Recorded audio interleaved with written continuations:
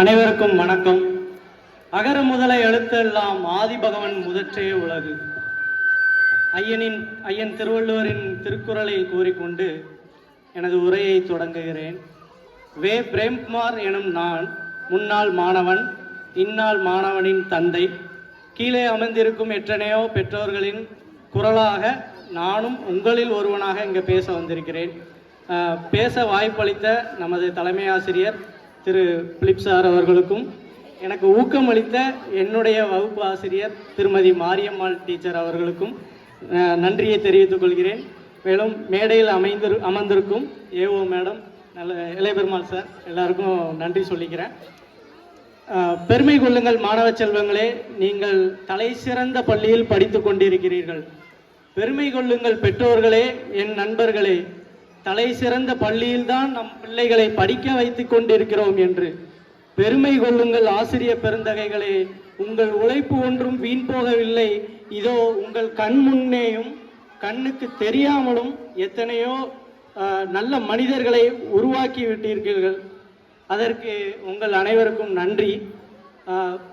பல்லாயிரக்கணக்கான கட்டணத்தை வசூலித்துவிட்டு விளம்பர பலகைகளில் செலவழித்து கொண்டிருக்கும் எத்தனையோ பள்ளிகளின் மத்தியில் கல்வியையும் உணவையும் இலவசமாக கொடுத்து மிகச்சிறந்த அதிகாரிகளையும் பண்பாளர்களையும் தொழில் அதிபர்களையும் தொழில் முனைவோர்களையும் உழைப்பாளர்களையும் உருவாக்கி கொண்டிருக்கிறது நமது பள்ளி. ஏற்கனவே நிறைய பேர் இந்த பள்ளியோட பெருமையை பற்றி பேசிட்டாங்க. நம்ம ஏஓ மேடமும் சொல்லியிருக்காங்க. இதுக்கு அதுதான் அவங்க தான் ஒரு ப்ரூஃப். பாளையங்கோட்டையில் இருக்கக்கூடிய ஸ்கூல்ஸ்க்கு ஈக்குவலாக நம்ம ஸ்கூல் இருக்குன்னு சொல்லியிருக்காங்க. இது எல்லாரும் நீங்கள் கவனிக்கணும். அப்புறம் பாரதியார் சொல்லியிருக்காரு, யாம் அறிந்த மொழிகளிலே தமிழ் போல் எங்கும் காணோம் என்று. அதாவது அவர் சொன்ன வார்த்தையை நல்லா கவனிக்கணும். யாம் அறிந்த மொழிகள்னு சொல்லியிருக்காரு. அப்போ அவர் எத்தனை லாங்குவேஜ் படிச்சிருக்காருன்னு சொல்லிட்டு சர்ச் பண்ணப்போ, நான் படிச்சிருந்தப்போ ஒரு 8 லாங்குவேஜ் படிச்சுப்பாருன்னு நினச்சேன். ஜஸ்ட் கூகுள் சர்ச் பண்ணி பார்க்கும்போது 11 மொழிகள் அவர் படிச்சிருக்கிறார், தமிழ்லேருந்து பெர்ஷியா வரைக்கும்.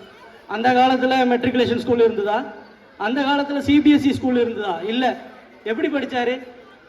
தமிழ் மேலே இருந்த ஆர்வம் அதுதான் அவரை அந்த உயரத்துக்கு கொண்டு போயிருக்கு. இன்றைக்கும் நம்ம அவரை நினைவுகளை வச்சுருக்கோம் அப்படின்னா தமிழ் வழியில் அவர் படித்தது தான், தமிழுக்கு அவர் ஆற்றிய தொண்டு தான். ஆகவே எந்த மொழியை படிக்கணும், என்ன ஆகணும் அப்படிங்கிறத மாணவ செல்வங்கள் நீங்கள் தான் முடிவு பண்ணணும். சிறந்த சிந்தனையாளர்களாக வரணும். மதம், மொழி, கொள்கைன்னு நம்மளை பிரிக்க பார்ப்பாங்க. உங்களோட சிந்தனைகளை ஃபோக்கஸ்டாக வச்சுக்கோங்க. பேச வாய்ப்பளித்ததற்கு அனைவருக்கும் நன்றி, வணக்கம். இனிய பெற்றோர்களே,